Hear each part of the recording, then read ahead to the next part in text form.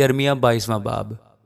خداوند یوں فرماتا ہے کہ شاہ یہودا کے گھر کو جا اور وہاں یہ کلام سنا اور کہہ، اے شاہ یہودا جو داؤد کے تخت پر بیٹھا ہے، خداوند کا کلام سن، تو اور تیرے ملازم اور تیرے لوگ جو ان دروازوں سے داخل ہوتے ہیں۔ خداوند یوں فرماتا ہے کہ عدالت اور صداقت کے کام کرو اور مظلوم کو ظالم کے ہاتھ سے چھڑاؤ اور کسی سے بد سلوکی نہ کرو اور مسافر و یتیم اور بیوہ پر ظلم نہ کرو۔ اس جگہ بے گناہ کا خون نہ بہاؤ، کیونکہ اگر تم اس پر عمل کرو گے تو داؤد کے جانشین بادشاہ رتھوں پر اور گھوڑوں پر سوار ہو کر اس گھر کے پھاٹکوں سے داخل ہوں گے، بادشاہ اور اس کے ملازم اور اس کے لوگ۔ پر اگر تم ان باتوں کو نہ سنو گے تو خداوند فرماتا ہے، مجھے اپنی ذات کی قسم، یہ گھر ویران ہو جائے گا۔ کیونکہ شاہ یہودا کے گھرانے کی بابت خداوند یوں فرماتا ہے کہ اگرچہ تو میرے لیے جلعاد ہے اور لبنان کی چوٹی، تو بھی میں یقیناً تجھے اجاڑ دوں گا اور غیر آباد شہر بناؤں گا، اور میں تیرے خلاف غارت گروں کو مقرر کروں گا، ہر ایک کو اس کے ہتھیاروں سمیت، اور وہ تیرے نفیس دیوداروں کو کاٹیں گے اور ان کو آگ میں ڈالیں گے۔ اور بہت سی قومیں اس شہر کی طرف سے گزریں گی اور ان میں سے ایک دوسرے سے کہے گا کہ خداوند نے اس بڑے شہر سے ایسا کیوں کیا؟ تب وہ جواب دیں گے، اس لیے کہ انہوں نے خداوند اپنے خدا کے عہد کو ترک کیا اور غیر معبودوں کی عبادت اور پرستش کی۔ مردہ پر نہ رو نہ نوحہ کرو، مگر اس پر جو چلا جاتا ہے۔ زار زار نالا کرو، کیونکہ وہ پھر نہ آئے گا نہ اپنے وطن کو دیکھے گا۔ کیونکہ شاہ یہودا سلوم بن یوسیہ کی بابت جو اپنے باپ یوسیہ کا جانشین ہوا اور اس جگہ سے چلا گیا، خداوند یوں فرماتا ہے کہ وہ پھر اس طرف نہ آئے گا، بلکہ وہ اسی جگہ مرے گا جہاں اسے اسیر کر کے لے گئے ہیں، اور اس ملک کو پھر نہ دیکھے گا۔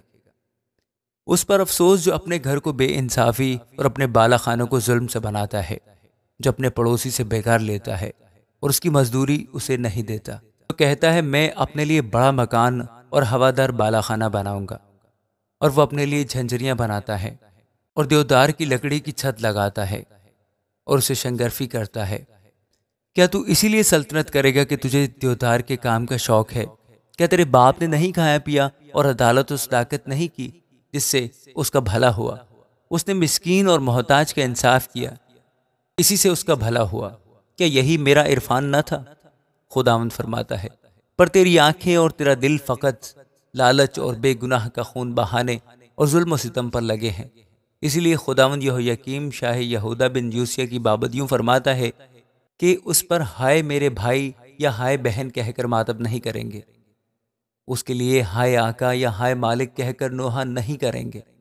اس کا دفن گدھے کا سا ہوگا، اس کو گھسیٹ کر یروشلم کے پھاٹکوں کے باہر پھینک دیں گے۔ تو لبنان پر چڑھ جا اور چلا، اور بسن میں اپنی آواز بلند کر، اور اباریم پر سے نالا کر، کیونکہ تیرے سب چاہنے والے مارے گئے۔ میں نے تیری اقبال مندی کے ایام میں تجھ سے کلام کیا، پر تو نے کہا میں نہ سنوں گی۔ تیری جوانی سے تیری یہی چال ہے کہ تو میری آواز کو نہیں سنتی۔ ایک آندھی تیرے چرواہوں کو اڑا لے جائے گی اور تیرے عاشق اسیری میں جائیں گے۔ تب تو اپنی ساری شرارت کے لیے شرمسار اور پشیمان ہوگی۔ اے لبنان کی بسنے والی جو اپنا اشیانہ دیوداروں پر بناتی ہے، تو کیسی عاجز ہوگی جب تو زچہ کی مانند درد ذہ میں مبتلا ہوگی۔ خداوند فرماتا ہے، مجھے اپنی حیات کی قسم، اگرچہ تو اے شاہ یہودا کونیا بن یہویاکیم میرے دہنے ہاتھ کی انگوٹھی ہوتا، تو بھی میں تجھے نکال پھینکتا، اور میں تجھ کو تیرے جانی دشمنوں کے جن سے تو ڈرتا ہے، یعنی شاہ بابل نبوکدنضر اور کسدیوں کے حوالہ کروں گا۔ ہاں، میں تجھے اور تیری ماں کو جس سے تو پیدا ہوا غیر ملک میں جو تمہاری زاد بوم نہیں ہے ہانک دوں گا، اور تم وہیں مرو گے۔ جس ملک میں وہ واپس آنا چاہتے ہیں ہرگز لوٹ کر نہ آئیں گے۔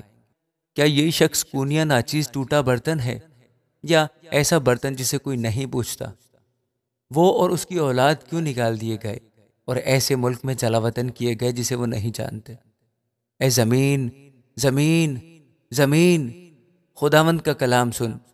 خداوند یوں فرماتا ہے کہ اس آدمی کو بے اولاد لکھو جو اپنے دنوں میں اقبال مندی کا منہ نہ دیکھے گا، کیونکہ اس کی اولاد میں سے کبھی کوئی ایسا اقبال مند نہ ہوگا کہ داؤد کے تخت پر بیٹھے اور یہودا پر سلطنت کرے۔